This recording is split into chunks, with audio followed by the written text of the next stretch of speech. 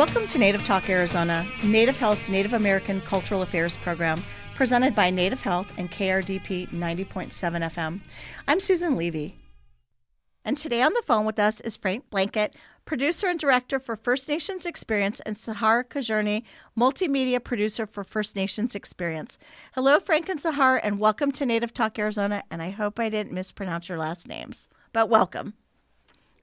Thank you for that welcome. Pleasure to be here. Okay, before we get started, I guess we'll start with Frank, and then we'll go to Sahar. Tell us a little bit about yourself and your journey. Well, I'm Yucatec Maya. That's my indigenous background. I grew up in Los Angeles, far away from home, but I've been working for PBS for close to 20 years, and the entirety of the time that I've been at PBS, I've been producing Native content from the very first project that I touched back in 2006. And that project was called People of the Pines, and that eventually led to the work at FNX that we're going to talk about later today. All right, Sahar?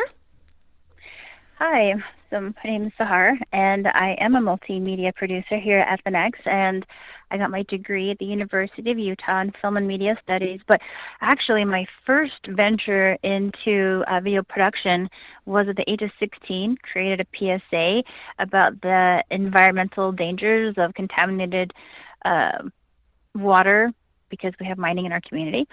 And I think it became a love and a passion since then. So my goal is to find ways to elevate Indigenous stories from back home and for all across the Indigenous media world. Wow, you both have had interesting backgrounds. I want to go back to something that Frank said. So I guess this is kind of a question that incorporates both the First Nations experience. So tell us a little bit about it. But I also didn't know from reading that it was part of NPR. So if you can give us some information on, is First Nations Experience part of NPR, or what does that layout look like? Yeah, so we're TV first. So we're part of KVCR Public Media. That's where we get our PBS affiliation, and KVCR has an NPR branch as well. And so we're connected to both. Our native interns come in and build content for both the TV side. On the FNX side, it's broadcast on PBS, but they also have opportunities to work on NPR radio stories here in the local empire that sometimes make it national. And so being part of KVCR Public Media, which is our parent company and sister station, that's where we get that's how we got our distribution within the PBS system. And so we're as a broadcast channel, we're distributed by PBS, one of the most trusted names in the country. And as our own entity, we have our national broadcast feed, and then of course the new FNX app that launched earlier this year in May 1st. That's awesome. I am so glad I found you guys. All right, so tell us a little bit about what is First Nations Experience, or FNX. Well, we are the first nationally broadcast television station in the country with a 24/7 dedication to Native content. And we launched in 2011, so we've been broadcasting since September of 2011. So next year is going to be our 15-year anniversary. And we launched locally in the LA market in 2011, and in 2012 we presented to PBS, and we're given the opportunity to be carried through the PBS distribution system to every PBS station across the country that chooses to carry us. And so we've been a broadcast channel since then. So but now, it's based on the direction of where some television consuming is and program consuming is going. We just launched our FNX app, and it's been really, really cool to be out in the community and hearing it be called the Native Netflix, because we are exactly that. We do have on the app, and it's a free app, which is one of the things that differentiates us from Netflix, is that we work really hard to be free for our communities, not give them something, just another bill to pay, and provide the live stream is on the app, and then our video on demand content is on the app. And so We were a broadcast network first. We're still a broadcast network. We don't have plans to do away with that. But now we're also streaming service, video on demand service, and available pretty much on anywhere that you can download an app, whether it's a Roku television, Samsung, LG, Fire Stick. We're going to have a presence there. Oh my gosh, this is like amazing. The native Netflix, that is, oh, okay. So, all right. So you talked about you had some Indigenous interns or students. Who does most of the programming, or where do you get it? Because I know, like, when we try to do the Native Talk Arizona, it's hard. I mean, you have to kind of plan and think about your shows and get your creators and get your guests. Do you have to do the same things that we do? Well, I'm going to let Sahar talk for a little bit, about, because she is a producer creating content for us. And so I'm going to let her take the lead on that question, and I could talk a little bit about staffing and acquisitions for us.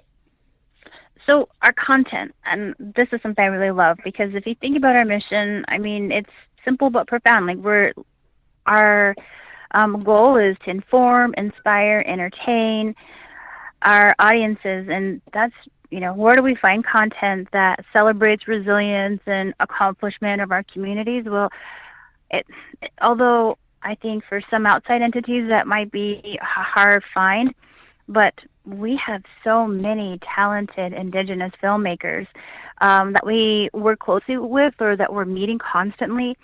At every film festival, we come home with a whole new section of our contact list based off of the new filmmakers that we hadn't met before, but now that we've met.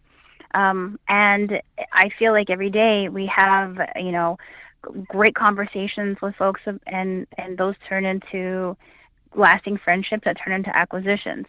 A lot of our content initially was coming in from other entities, other stations, north of us from Canada, and that was a great way to start.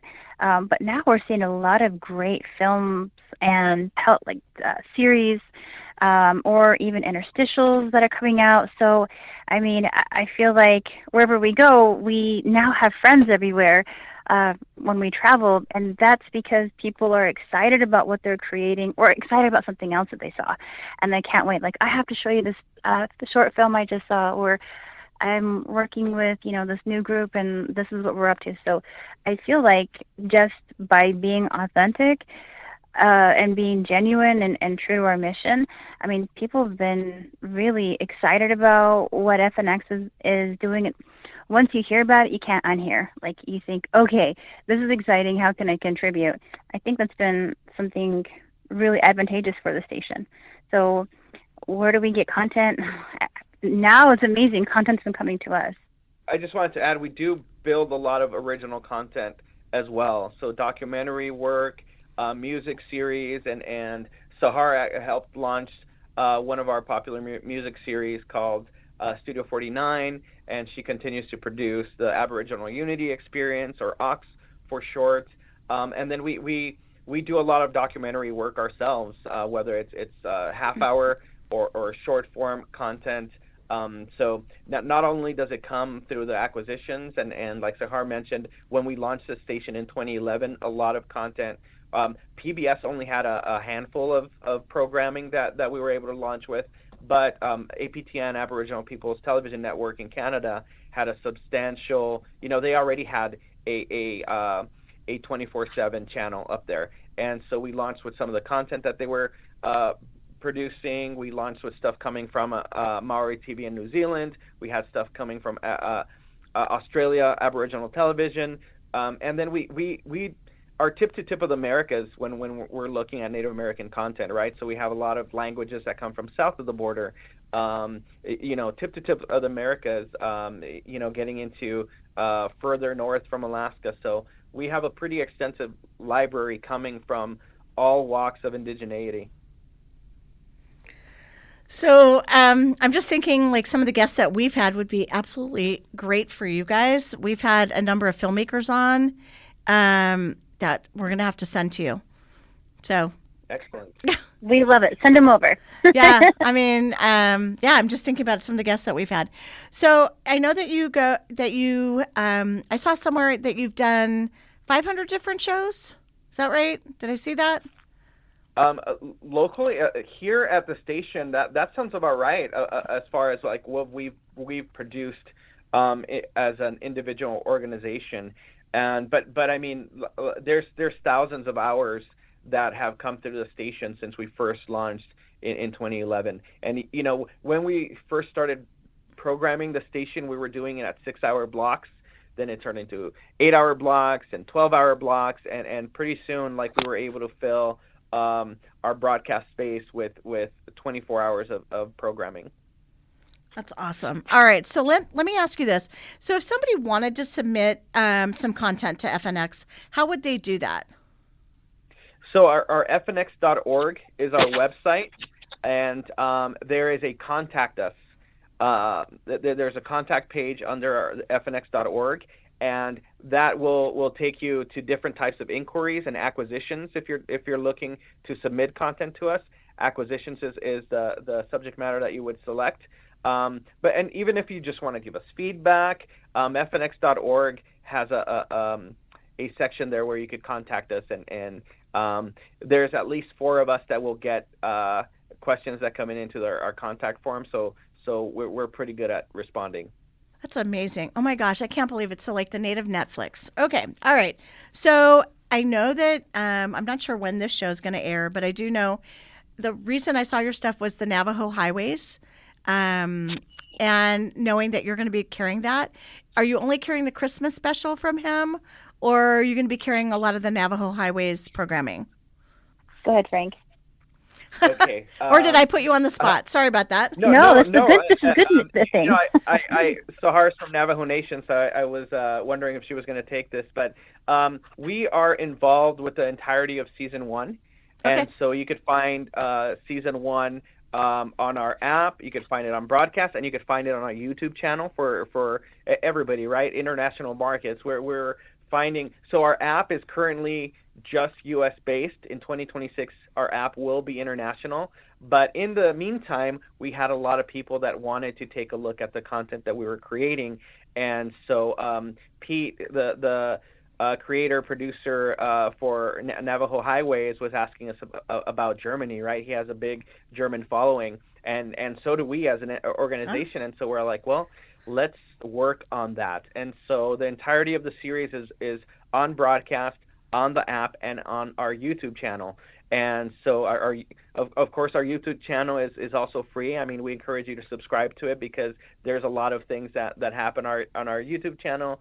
There's some live streams that happen on our YouTube channel.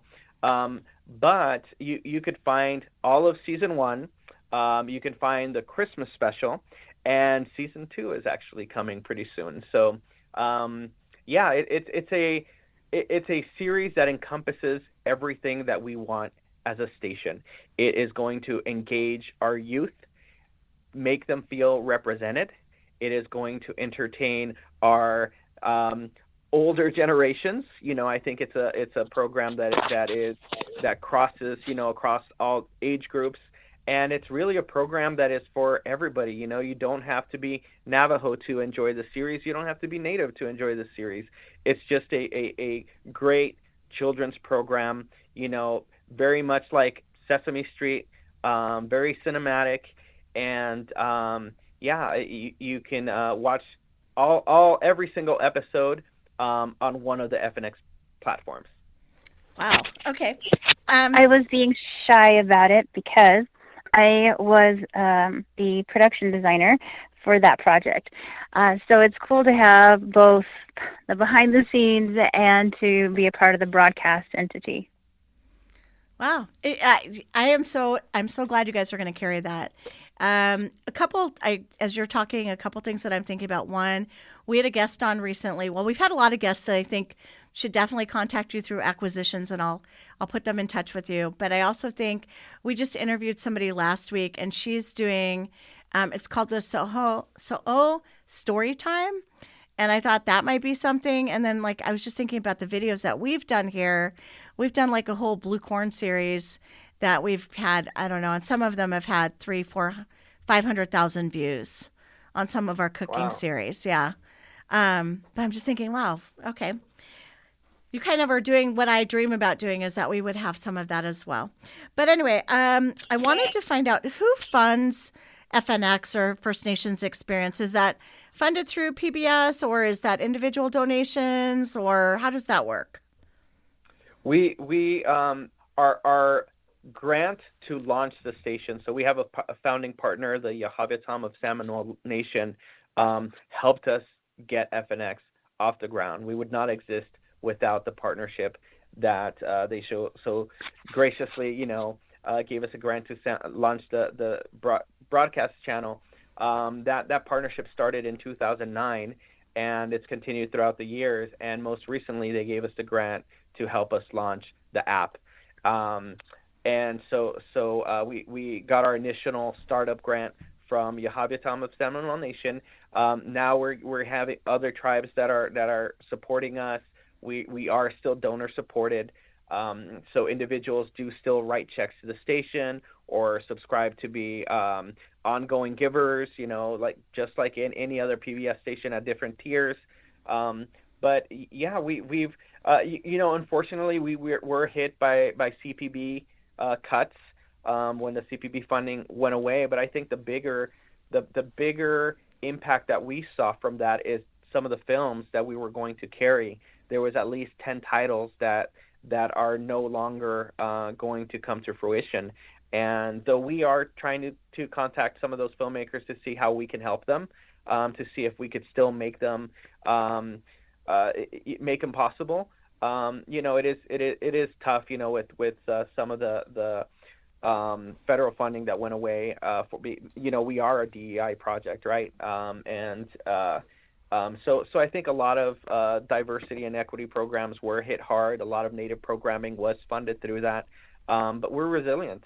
I think that a lot of projects are just going to find a way, and for us as an organization, we continue to work with different tribes, showing what we're doing. We're building partnerships. We Comanche Nation of Oklahoma just installed the FNX app on every single smart television in their new facility, and Pechanga just started broadcasting the FNX channel onto their resort. And so building those type of partnerships, I think, is going to get more viewership for the station. And I think that the station speaks for itself. I think we could talk about the work that we do and let people know everything that we offer, but I think when they experience it firsthand, I think that's when it clicks, I think. So I don't think there's anything like what you do, right? Or am I missing something? No, we are one of a kind. There's no other broadcast network, broadcast television network in the country with this 24/7 dedication. And there are other streaming services, or there have been in the past. So we're definitely not, and we never claim to be the first Native broadcast channel either, right? You have different tribal organizations that have. Navajo Nation TV has been around for a long time, and before that there was one in the Pacific Northwest. And so, but we were the first national broadcast channel in the country that had a 24/7 dedication to Native content. And a lot of the other tribal stations, we have 5 tribal affiliate stations throughout the country: Navajo Nation TV, Gila River Broadcast, Akwesasne Television, Shine and Arapaho Television. So there's several stations that there's 5 stations that we partner with. There is a 6th. Tulalip TV is not currently an FNX partner, but we're working on that. Hopefully we could convince them. But we are the only broadcast network currently, and as of right now, we're the only streaming service that's being offered for free, and that has as many titles as we have. And so, in those regards, yeah, there's really nothing like us. I am so impressed, and I'm also glad to hear Navajo Nation and Gila River, both in Arizona, and they're both great organizations. So it's great to hear that 2 of your 5 are in Arizona. But where do you want to be in 5 years? I mean, do you lay awake at night thinking, oh, in 5 years we want to, I don't know, whatever it might be. Do you have any thoughts on that or anything that you think about? Yeah, well, Absolutely. I think. Go ahead, Sahar. Oh, absolutely. I mean, 5, 10, 15, 20 years, we always want to be growing and to offer our own series with, multiple seasons. And truly what FNX is not exclusive to Indigenous people. We also, we love allies. We love folks who want to learn about Native people or who also enjoy, who may have a dash of some res humor. And we've learned that this is really a great way to build relationships between communities, both Native and non-Native, or Indigenous and non-Indigenous. So where do we see ourselves in 5, 10 years? I mean, growing and having maybe an Indigenous production community that's 3, 4 times as large as it is currently. So, I mean, I can't imagine how much we've grown so much in the past 10 years, 12, 15 years. So I can only, I only have a small picture of what that could look like in 5. Okay, and Frank, do you echo that or do you lay awake at night and dream of something else? No, I echo everything that Sahar just said, and I think we're starting. Like part of the 5-year plan is already in the works. We're starting to greenlight a lot of short films ourselves, but that's a baby step to doing series and to doing feature films and having theatrical releases, right? So I think you look at some of the things that organizations like Netflix are doing and what Amazon is doing, and how can we position ourselves to do the same. And like Sahar said, the content that we create is not just for Native people. It's really a bridge, and in some instances an olive leaf to other communities. And we're definitely an educational network. We belong in the PBS system because that is exactly what we're doing. We're educating people. We're shedding light on subject matter that they don't learn in school. Subject matter that they might be taught differently, right? Like when you learn about the mission system, you don't understand how devastating that was for California communities and coastal communities along the coast. And so these are the stories that we tend to shed light on. You guys, I'm surprised I didn't know about this. And I just think you guys are like the greatest things since sliced bread. So anyway, all right. So how can somebody watch your programming? I know you mentioned it. Let's talk about it again. Go ahead and tell me again how they can watch it. Yeah, we have a app that just launched in May, and that is the most accessible. That'll put our station in every home across the country that has high-speed internet, and it's a free app. It's if you're on Apple or Android, it doesn't matter. We're available to both. We're on Roku. Roku is actually our number one way that people watch the station. And we what's have the web app called? Yes, correct. It's the FNX app, First Nations Experience. Okay, so First Nations Experience app. FNX. Okay. FNX, yeah, and you could find it at fnx.org/app. And we don't have a lot of time left, but I wanted to find out, do either or both of you have a message that you'd like to leave our listeners with? My tagline would probably be Native Netflix, but what do you think? We are Native TV. That's our hashtag. We use that all the time, and that describes us to a T. Okay, cool. All right, so how can our listeners find more information about FNX, upcoming programming, and how can they contact you? Is that on the app? Would it be the website? Do you list your programming for the week somewhere or the month? And how would they find it? Yeah, so on fnx.org, you can see the schedule. So we have a schedule of what's on broadcast. We have Instagram, we have Facebook. A lot of the content that's getting ready to premiere will be listed on there.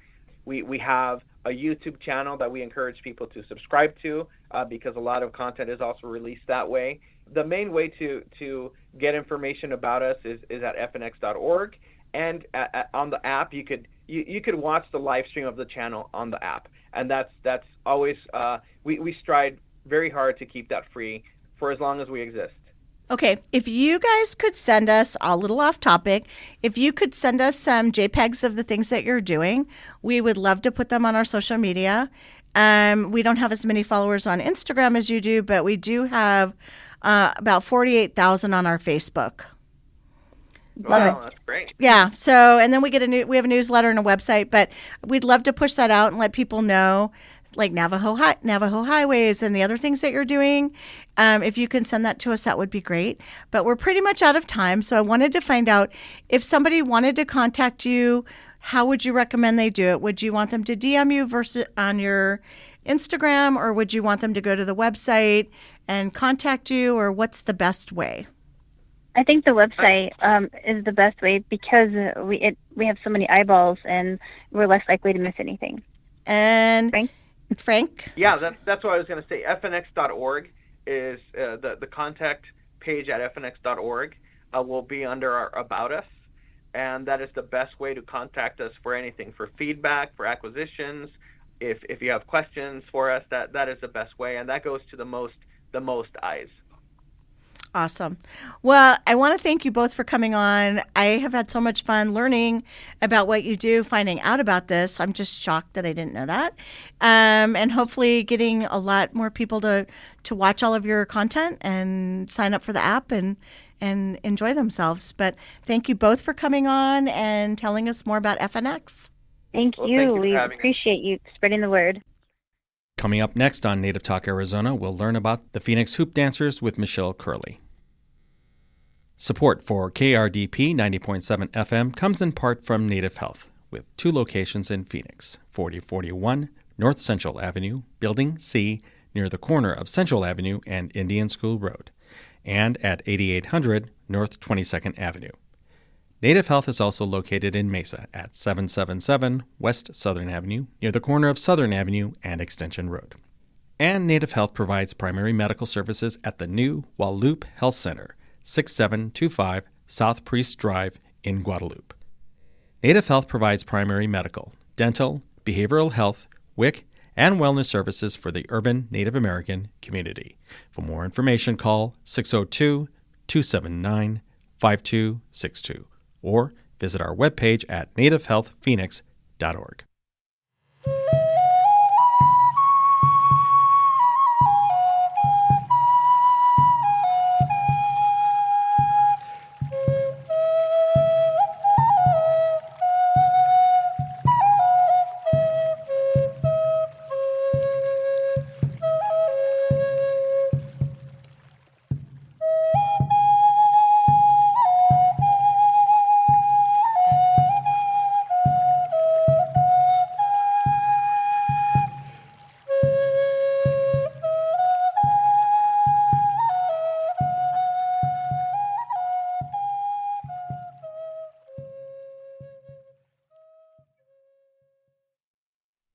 Welcome back to Native Talk Arizona, Native Health's Native American Cultural Affairs program, presented by Native Health and KRDP 90.7 FM.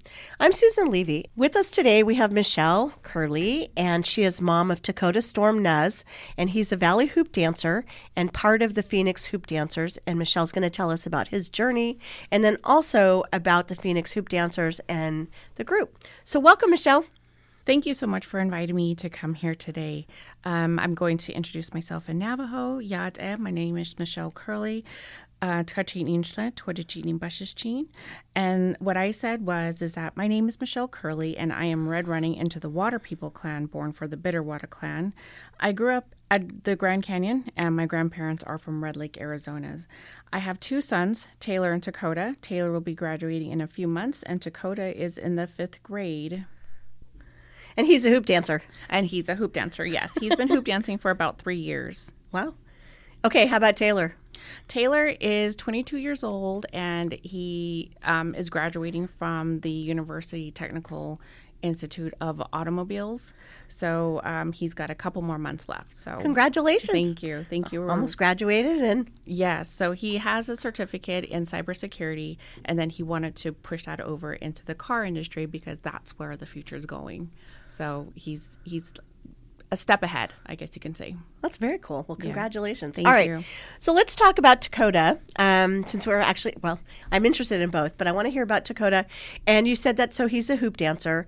And you said he started, so he's in 5th grade, so he's about 10? Yes, he's 10 or 10 11? years old. Okay. Mhm. And so is it typical for youth to start hoop dancing at an early age? Well, we are first generation, so when I heard about it, he was about maybe 7 or 8 years old. But a lot of times, if their parents have hoop dance or they have, their grandparents hoop dancing, they can start when they're very small. So I've seen very young, babies out on the floor, dancing, hopping around. So it just depends on when they get interested in dancing and whether they want to go forward with that career. So do you think he's going to make I'm jumping way ahead, but Yeah. do you think he's going to make a career out of it? I hope so. He has a lot of There's a lot of aspirations to do that. yes, aspiration, and he's excited. He has a lot of mentors, and he has a lot of heroes. So, and I think that's what he wants to get into.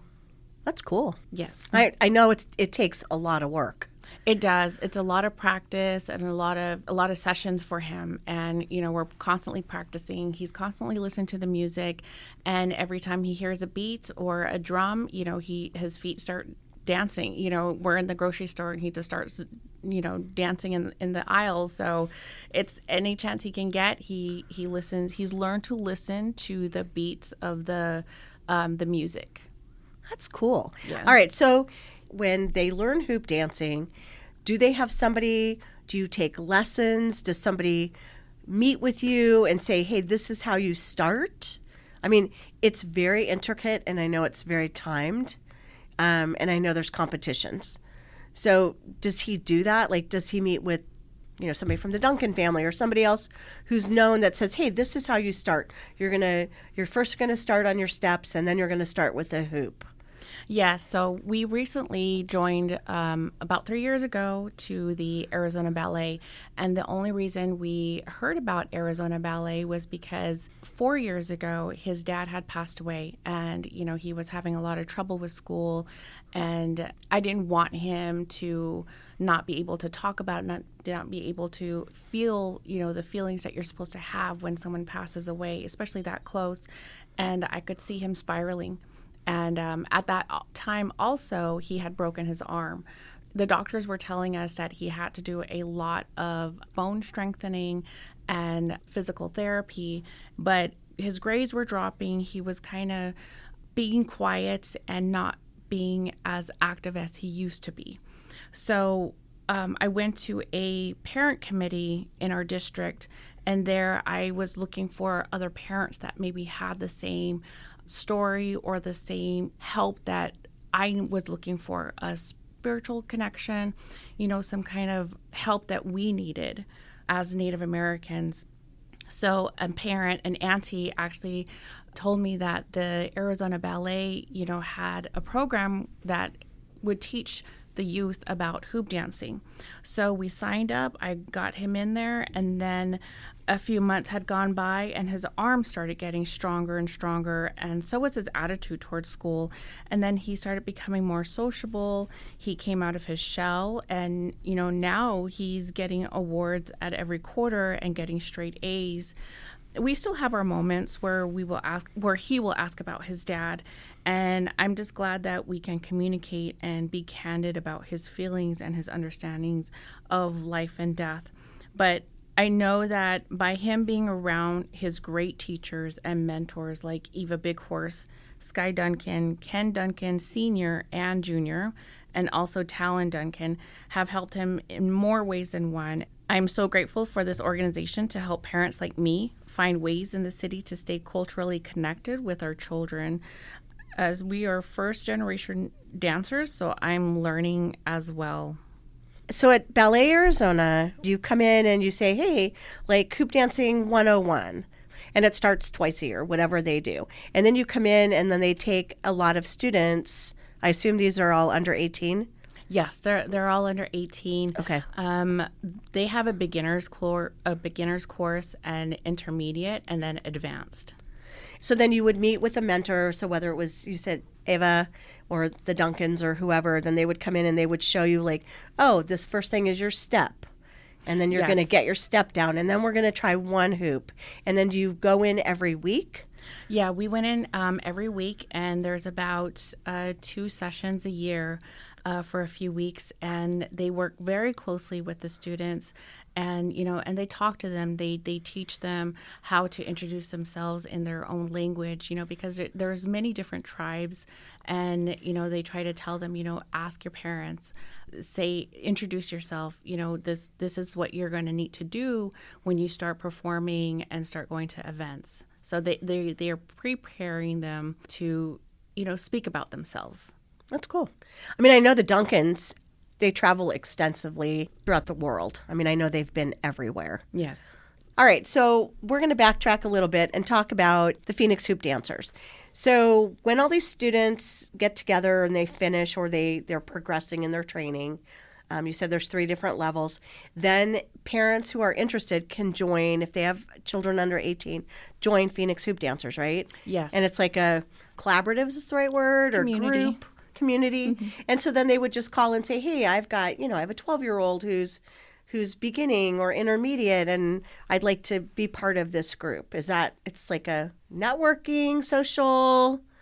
Yes. So, when we go to these classes at Arizona Ballet, we get to know the parents and we get to know the kids. And, if one of the moms has an event that we would like to share with other dancers, we will send an email out to the parents and invite them. So it's really up to the parents if they choose whether to join us or not. And then it's an open invitation for the parents to come out and to bring their kids and just to have that exposure. And, and we try to tell the parents, if you know of anyone or know of an organization that would like to invite us, talk to them and, see if we can organize something. That is so cool that you guys are organizing this group and getting the youth's experience so they can get more experience before they compete, or if they want to do this and, whether it's to get exposure or any money, I'm not sure. How many right now? You have like a good group, and you're always looking for more. And I know they age out, obviously, as they get older. Yes. They're going to age out at 18. So more people can join, right? So we have about 10 to 15 members, and we're always welcome to bring in the newer kids, the beginner courses.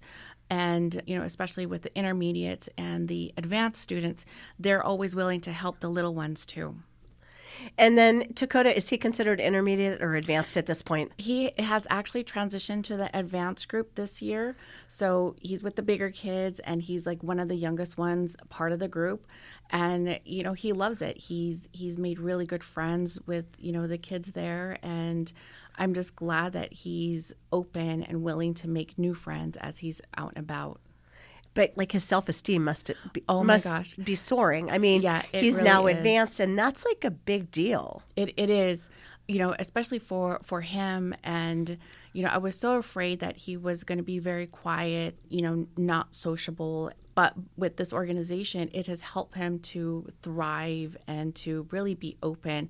And he can get out in the public and just dance. And I can't do that. Like, I have a fear of, large groups. So for him to go out, introduce himself, and to get out there and just dance, that's something that I am so proud of. And I thank, his mentors and his teachers in showing him this. And I'm just so amazed. Is he going to be competing? Yes. In February? On February 14th and 15th, he's going to be dancing at the World Championship Hoop Dancing Contest at the Heard Museum. So we invite the community to come out and support all the dancers who train and perform year-round, and you'll see their dedication and their pride as they dance. That's so cool. So for that event, so did they have an under 18, or is it like under 15, under 12?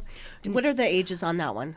I think they go very young. This is going to be our first championship contest that we're going to be doing. It's We a did pretty one- big deal. And you're one to the herd? Yeah, well, we did one in Santa Fe. We were there a few months ago, and I thought he was going to be very scared, but he wasn't. He just went out there and danced, and he didn't make the second round, but, it does take a lot of practice, and, we talked about it, and so since then, he was, telling me, Mom, I want to do the hoop dance in Phoenix, and I'm ready.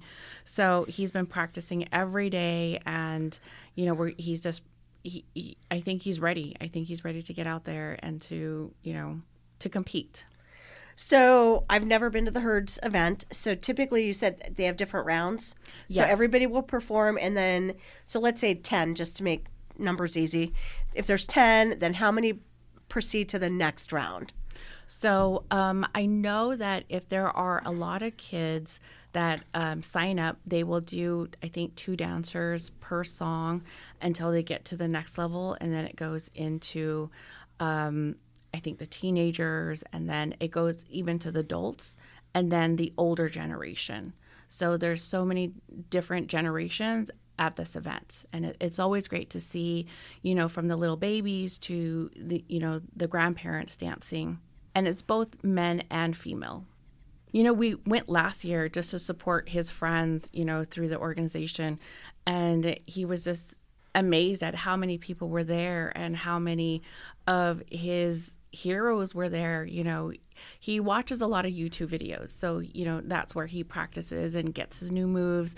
And just by seeing those, I guess, social media YouTube video personas, they're out there, they're showcasing their work, and then for him to see them in person, he was so excited and so happy. And that was when we met Eric Hernandez, the producer of Courage. And, that's on FNX. So if you want to watch that, get to know hoop dancing, I strongly encourage you guys to watch that. And he was able to meet the Duncans, and, and he saw his teachers perform there at the championship as well. So he was very, very happy to see them. So you mentioned something that I didn't even think about. You just said that that he was watching other people and coming up with different moves.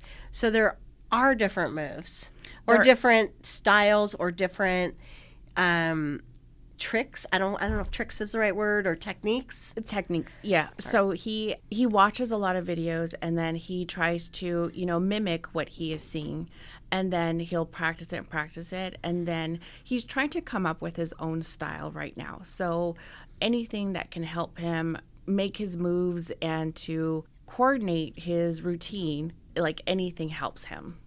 What are the hoops made out of?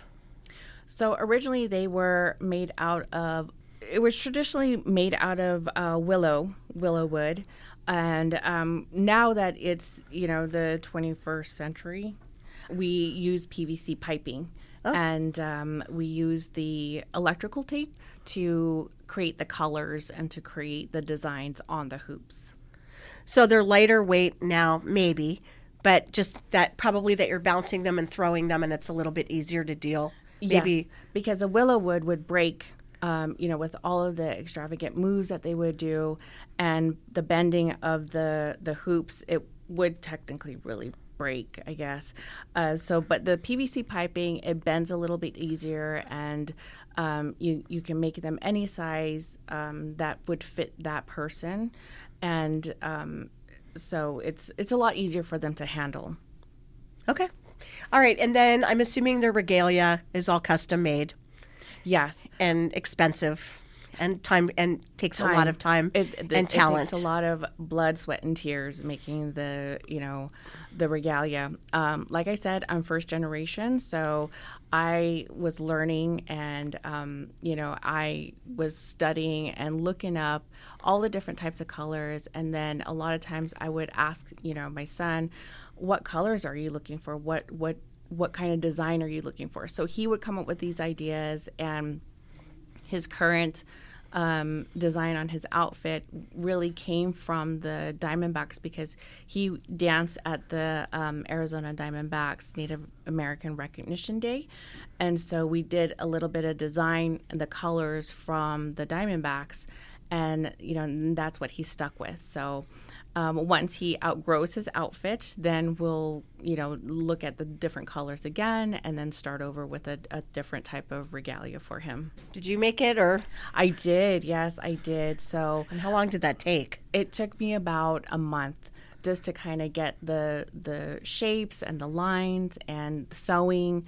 I'd be sewing until 3 a.m. at times, and and I the needles would break. I'd have to go out and get a new needle, or I'd have to go and get more fabric, or anything to get how he wanted it, his design. And at his age, he's going to be growing fast.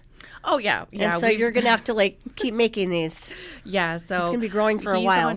He's on his 4th outfit now, even though it's only been 3 years. But he's young, so he's a little weed. So every few months, I'm adjusting his vest, or his the bottom half of his outfit, just because his legs are growing longer, his arms are growing longer. So he's a boy. It's a lot of adjustment. Oh my gosh, yeah, he's got a black hole of a stomach. So. All right, so I want to go back to the Phoenix Hoop Dancers. So all of these talented youth are you're all kind of organizing and going into this collaborative or this group. If people are interested in using the services of the group, or finding out if they and their children want to join, how would they reach you? And or if people wanted to find out, and let's say they were having an event, a conference or a meeting, and they were looking for somebody to do some hoop dancing, could they reach out to you and then do that and contact you? Yes. They could email me at michellcurleyaz@gmail.com, or connect with me at Facebook at Michelle Curley. And then I do have an Instagram page, which is michelle.curley.az. And then also we are going to be launching a Facebook page within the upcoming year. So please stay tuned. And then once it's finalized, we'll be sharing it across our social medias with the other parents, and that will help spread the word. And then one more question. I know I'm almost out of time. Has he done anything at a school? For his friends and the teachers and the principal, so the school knows what he does? His teachers know what he does, and they've been asking him to perform. And he's a little bit shy because it's his friends. But this year, when they have the talent contest at his school, he's wanting to join and wanting to, share what he does. A lot of his friends, his closer friends, they've come out to support him at, his events, at powwows, just to see him perform. And there's 2 of them that actually wanted to, dance with him. So they joined Arizona Ballet, and now they're in it. They're in the beginner's course, and, they do events together now. So, hoping that we can reach out to the other, Native kids in our school district. Hopefully they know that, there's more people like them here, and they want, if they want to be culturally connected, he can show them. He's part of the, sorry. No. I'm trying to get my words here. I want him to, showcase that, what he's doing, out in the community, that it can reach other students to it, and maybe get them interested in doing something for the community, because they're our future, and they are the ones that are going to be, sharing their traditions and sharing their culture to the upcoming, little ones. My last thought before I have to close it out with you is, the Arizona Department of Education, Office of Indian Education, they do a huge conference every fall, summer, late summer, fall. I just see that being maybe what they bring in, and having all their coordinators learn from what you've done and what he's doing, and so they can tell their students. Yes. We'll have to connect you with them. But anyway, all right. So one more time, your Facebook, your email, and your Instagram? Yes. My email is michellecurleyaz@gmail.com. That's spelled MICHELLECURLEYAZ@gmail.com. Facebook is my name, Michelle Curley, and then my Instagram page is michelle.curley.az. And then once you get something together, we'll also post it on our social media. So if you end up with a JPEG that we can post, Yes, and get the word out about Phoenix Hoop Dancers or maybe Ballet Arizona's when they start their next classes, we'd love to get the word out so more kids will get involved with it. yes, definitely. Once we get our Facebook page up and running, our website, we'll definitely share it with you. Okay, cool. Michelle, thanks so much for coming on. It's been a pleasure. Thank you so much.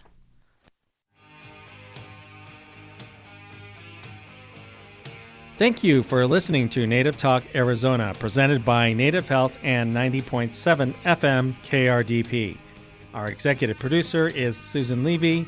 Sound engineer is Javier Quiroga. We hope you will tune in again next week. If you have any questions, please reach us at nativetalkaz@listentokrdp.com.